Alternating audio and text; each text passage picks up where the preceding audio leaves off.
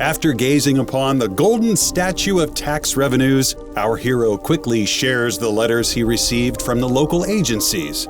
Dear Indiana LTAP, we have no way to transport our kids to the county school. Dear Indiana LTAP, Main Street's completely flooded. Even worse, 2 city employees were injured while trying to wash all the mud off their work Dear trucks. Indiana LTAP, Jasmine is my new kitten. We tried taking her to the kitty doctor, but the bridge isn't finished. Please help. Looks like a lot of folks in need. You're welcome to activate the statue and learn more about each revenue source. I'll be back later to check on you. Well, she seems nice. And looky what we have here. It's a wagon for collecting money.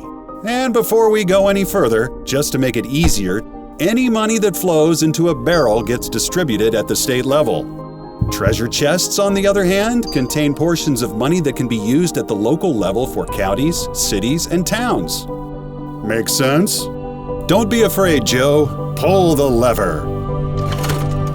First up is the federal gas tax. In 2024, the federal gas tax amounted to 18 cents on every gallon of gasoline pumped. A total of $1 billion in federal money was generated for Indiana, with $750 million going to the State Highway Fund.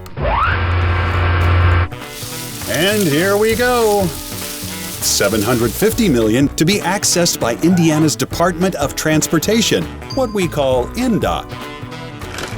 The remaining 25% is set aside for counties and municipalities to apply for. So just to recap, here's a quick graphic showing how this tax revenue was distributed. Pull that lever again, Joe. Next up on the golden statue of tax revenue, the Indiana gas tax, a 34-cent tax on every gallon of gasoline pumped in Indiana.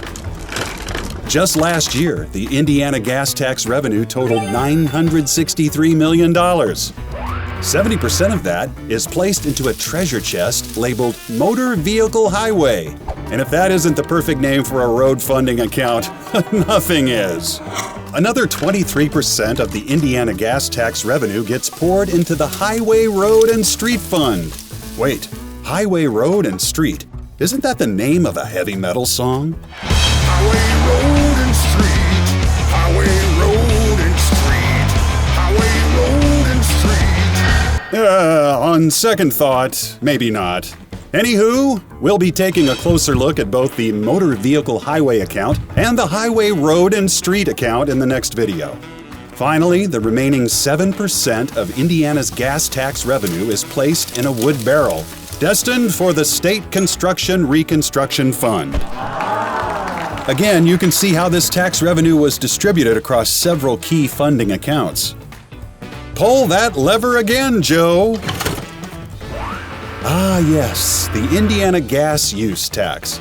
This is basically a 7% sales tax on every gallon of gasoline sold. So why do they call it gas use?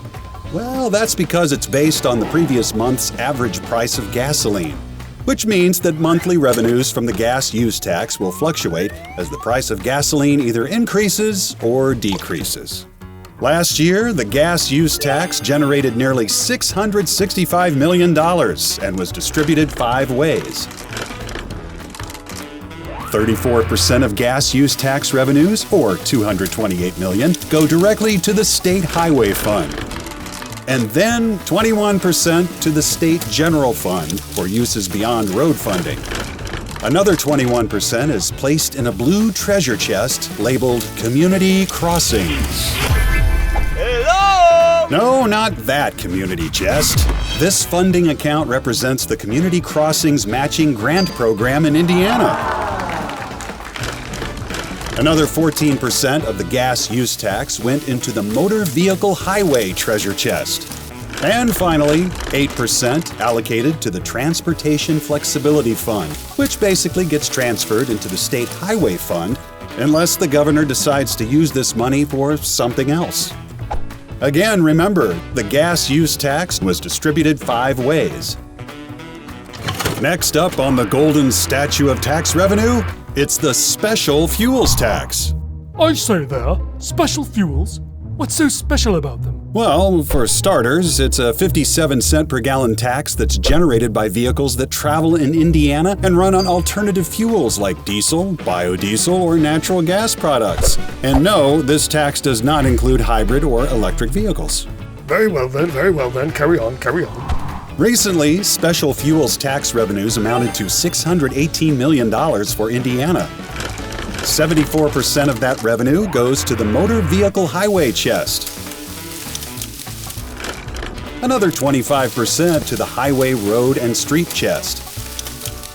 The remaining $9 million gets loaded into a wood barrel and distributed to the state's Motor Carrier Regulation Fund. This account supports the administrative enforcement of motor carrier companies to pay required fees for their trucks that travel through Indiana. Here's a quick graphic showing how this tax revenue was distributed. Okay, Joe, we're moving right along. And the next tax revenue listed on the golden statue represents vehicle fees, recently totaling $313 million annually. This revenue source represents all those registration fees collected for hybrid, electric, and gas-powered vehicles in Indiana. Nearly half of the vehicle fees revenue goes to the motor vehicle highway chest, while 33% is added to community crossings. $40 million goes into the Crossroads Fund barrel for state highway construction. And the remaining $20 million is added to the highway, road, and street. Again, remember, these statistics are based on 2024 data reports. Is your arm getting tired yet, Joe? Another poll at the lever reveals IRP, or IRP. Draw. Not that IRP. IRP, which stands for International Registration Plan. Last year, this tax generated $164 million in fees paid by motor carriers whose vehicles use a single registration plate for easier interstate travel. The IRP revenue goes straight into the Motor Vehicle Highway Fund. And here we go, the last entry on the dedicated tax revenue statue. State court fees, collected from all over Indiana, totaling $4.3 million, also goes directly into the motor vehicle highway chest. And while we're at it, I should also mention there are two other dedicated tax revenue sources not appearing on this statue: the motor carrier fuel tax and the oversize, overweight permit fees that apply to loads weighing over 80,000 pounds. Combined, these two sources recently generated more than $100 million of added revenue for INDOT and go directly to the State Highway Fund and the INDOT fees. Is your head swimming, Joe? We've gone over a lot of numbers. And while all those dollar amounts give us an idea of how much money is involved, those revenues will likely change every year. So what's really important is understanding what each tax revenue represents and how that money is distributed into key funding accounts. Fair enough? I see the golden statue has rewarded you with dedicated road funding tax revenues.